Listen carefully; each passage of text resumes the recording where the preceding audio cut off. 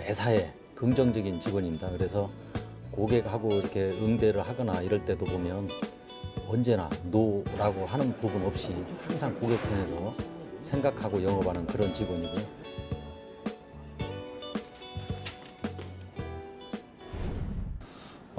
사람들이 항상 이 행복이라는 것을 큰 데서 이렇게 찾으려고 하는 경향이 있는 것 같아요. 근데 이게 그 사람이 진리나 정답은 멀리 있지 않는 거거든요. 저는 사람을 살면서 가장 가까운 사람한테 자르고 살려고 하는 마음입니다. 그래서 사람이 살다 보면 간혹 실수하는 경우가 가장 가까운 사람한테 실수를 하는 경우가 많습니다. 너무 친하다 보니까 편하고 하다 보니까 가까운 사람한테 실수를 많이 하고 하는데 이게 말이라는 것이 멀리서 나오는 게 아니고 저를 잘 알지 못하는 사람은 저에 대해서 얘기를 할 수가 없거든요. 그래서 항상 사람이 살면서 가까운 사람한테 잘하고 사는 것이 가장 중요하다고 생각을 합니다. 예, 기아자동차 정탐부장입니다. 아까 그 결제 캐시백이 언제가? 제가 세일즈를 처음 걷게 된 계기는 제가 대학 생활을 하면서 아르바이트를 하게 됐는데 그 자동차를 운송하는 탁송 아르바이트를 하게 되면서 차하고 처음 이렇게 접하게 됐습니다. 대학 그 졸업하기 전에 기아자동차를 입사를 했는데 그 입사하기 전에 과연 전공을 살릴 것인지 이런 고민을 하다가 자동차를 관련하게 접하게 돼서 세일즈 영업을 하기 시작이 됐고요. 제가 그 영업을 하면서 항상 첫 번째 생각하는 게 공과 사를 구분을 잘 해야 된다고 생각을 합니다.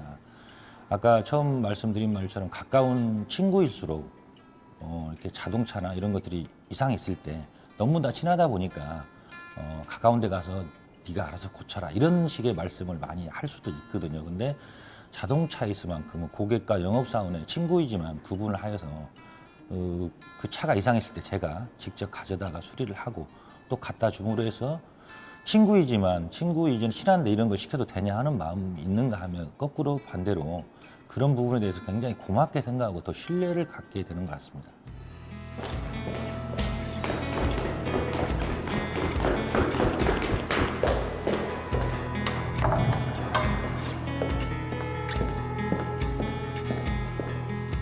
제가 신입사원 때 그 90년도 초반에 입사를 했는데 그때만 하더라도 자동차라고 하면 부의 상징이었습니다.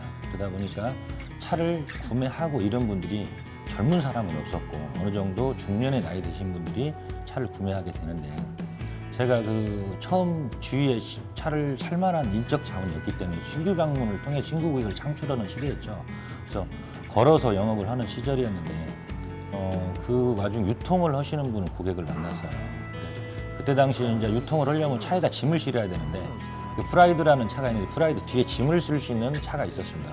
거기다 그 짐을 싣고 다니면서 유통을 하셨던 분인데 한 10년 가까이 이렇게 하시다 보니까 사업이 번창을 해서 이제 큰 차를 구입하게 돼서 화물차를 구입을 하시게 돼서 제가 화물차를 인도를 해드리고 그 차가 너무 노후돼서 폐차를 해야 되는 상황이 됐는데 그 차를 갖고 이렇게 차를 인도해드리고 나오는데 그 고객님께서 잠깐만 하고 저를 잡더라고요. 그래서 혹시 제가 뭔 실수를 하지 않았나 이런 걱정되고 세웠는데 이분이 차를 이렇게 쓰다듬으면서 하시는 말씀이 나를 만나서 정말 고생이 많았다.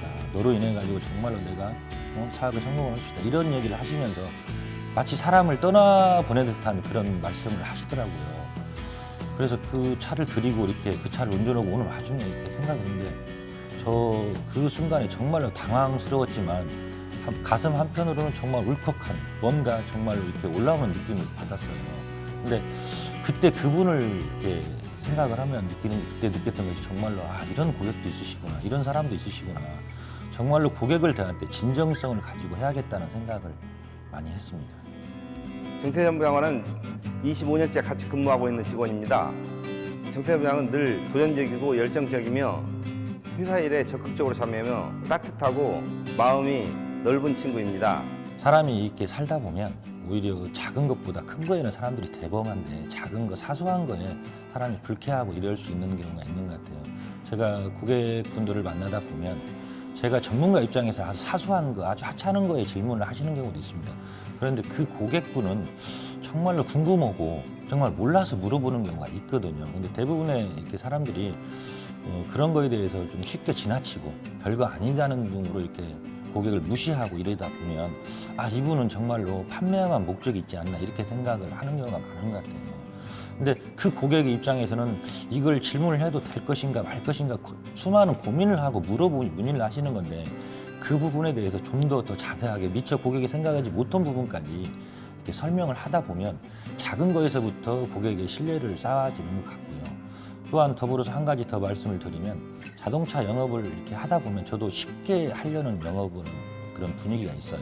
즉 다시 말해서 충동 구매를 하시러 오는 고객이 있는가 하면 정말로 무리해서 차를 구매하려고 하시는 분들이 있거든요. 근데 우리가 어디 옷가게를 갔을 때 그 옷가게 종업원이 정말 이 고객님께 이 옷이 잘 어울립니다. 정말 괜찮습니다. 이렇게 말씀을 듣고 옷을 구매하시는 경우가 저 역시 마찬가지로 고객님께서 문의하는 대해서 차에 대해서 이 차는 정말 고객에 맞고 현장에 맞는 것 같다 이렇게 설명을 하다 보면 쉽게 계약을 하고 할 수도 있습니다. 제 고객 중에 한 분이 그 사업을 처음 시작하면서 차를 구매하러 오셨는데 제가 봤을 때 사업의 그 시작상 중고차를 사시는 게 맞다고 판단을 해서 그분께 중고차를 안내를 해드렸는데 그때 당시 그 고객분은 굉장히 불쾌하게 생각을 하시더라고요. 왜 나를 이렇게 무시하냐 이런 식의 말씀하시고 화를 내시고 돌아가셨던 부분이 있어요. 근데 그분이 정확히 한 8년 뒤에 다시 찾아오셨는데 저를 물어물어서 찾아오셨더라고요. 근데 그 찾아오셔서 하는 말씀이 그때 당시에는 정말로 너무나 기분이 나빴다 이거예요. 근데 그분이 결과적으로 다른 데 가서 차를 사셨더라고요. 하셨는데 사업 초기에 너무나 무리한 확장을 하다 보니까 결국 사업을 실패를 하게 돼서 어려운 시기를 거쳐 다시 재기를 하셨는데 그때 차를 다시 구입하려고 하는 시점에 제가 생각나더라는 거죠. 그래서 한 8년 뒤에 물어서 저를 다시 찾아오셨는데 그때 그런 기억이 나는데 저는 그 영업을 하다 보면 어떤 쉽게 하려는 유혹이 있습니다. 그런 부분을 좀 미래에 대한 장기적인 투자를 함으로써 고객에게 신뢰를 얻을 수 있는 방법 중에 하나인가 이렇게 생각을 해봅니다.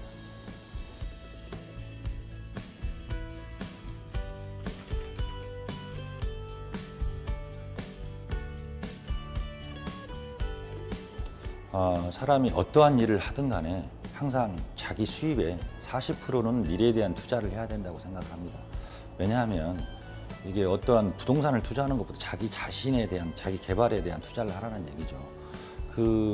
요즘 최근에 그 CEO 오너 이런 강의를 이렇게 듣다 보면 리더가 아니신 분들도 이렇게 그 강의를 들어오신 분들이 많이 있더라고요. 그분들의 말씀을 들어보면 자기도 언젠가는 오너가 될 것이다 라고 해서 그 미리 준비를 하는 거죠. 우리 옛말 속담에 이런 말이 있습니다. 가만히 있으면 중이라도 간다 이런 말이 있는데 요즘은 가만히 있으면 중이 아니고 퇴보입니다. 왜? 남이 그만큼 앞으로 나가기 때문에 퇴보할 수밖에 없는 거죠. 아까 말한 기회라는 것이 내가 준비된 자에게 기회가 왔을 때 기회를 잡을 수 있는 거지 이걸 기회라고 생각을 하고 출발하는 순간 그건 이미 늦습니다. 왜? 남이 준비한 사람이 있기 때문에 기회가 될 수가 없다라는 얘기죠. 더불어서 어떠한 사람이 영업이 됐든 어떤 세일즈를 하시든 간에 본인이 어떻게 하면 또한 책이나 어떤 걸 통해서 어떻게 하면 성공할 수 있다라는 거에 대해서 다 누구나 알고 있다라는 거죠. 근데 제가 영업을 하면서 누구나 항상 저한테 물어보는 얘기 성공의 길이 뭐가 있냐 항상 물으시는데 그 첫 번째 대답은 마음속으로나 생각했던 것을 마음속으로나 두지 마시고 정말 한번 실천해보라 이거죠. 옛날 고 정주영 회장의 말씀에 당신 해봤어란 말이 있잖아요. 정말 마음속에만 가다듬지 마시고 자기가 어떠한 일을 해서 할 것인지를 정말 실천을 하는 게 가장 중요하다고 생각합니다.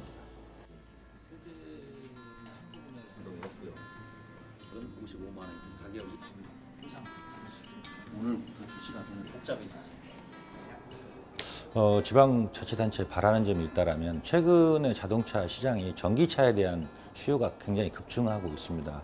근데 전기차를 구매를 했을 때 정부 지원금하고 지자체 지원금이 나눠지게 되는데 올해부터 정부 지원금이 1,400만 원 정도로 인상이 되고 지자체 지원금이 약 한 600 정도 이렇게 지원이 된다고 들었습니다. 다른 시도 같은 경우는 작년도에도 이미 시행을 했는데 아직 전라북도는 아직까지 시행을 예산 때문에 못했는데 예산이 통과된 걸로 알고 있습니다. 조금 최대한 빠른 시일 내에 이 보조금 제도가 이렇게 진행이 돼서 수요는 많이 있는 것 같은데 아직 시행을 못해서 조금 기다리신 분이 많이 있는 것 같습니다. 그래서 조만간에 할 예정이라고는 들었는데 조금 빨리 서두르셔서 이렇게 지행을 했으면 좋겠습니다.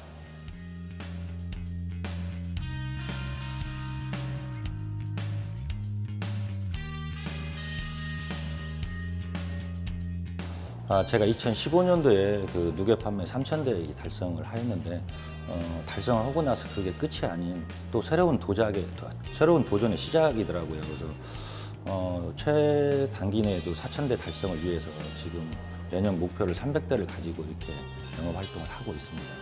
또 지금까지 영업을 하다 보니까 개인적인 시간이 너무 없습니다. 그래서 고객님들께서 휴일에 그 차를 구매로 오시기 때문에 가족 간의 시간을 낼 수 있는 시간이 가족들한테 가장 귀한하고요. 그래서 가까운 시일 내에 가족들과 함께 해외여행을 한번 가는 게 꿈입니다. 그리고 마지막 그 꿈이 있다라면 대형 광역 딜러를 준비를 하면서 자동차 전문가로서 마지막까지 남고 싶습니다.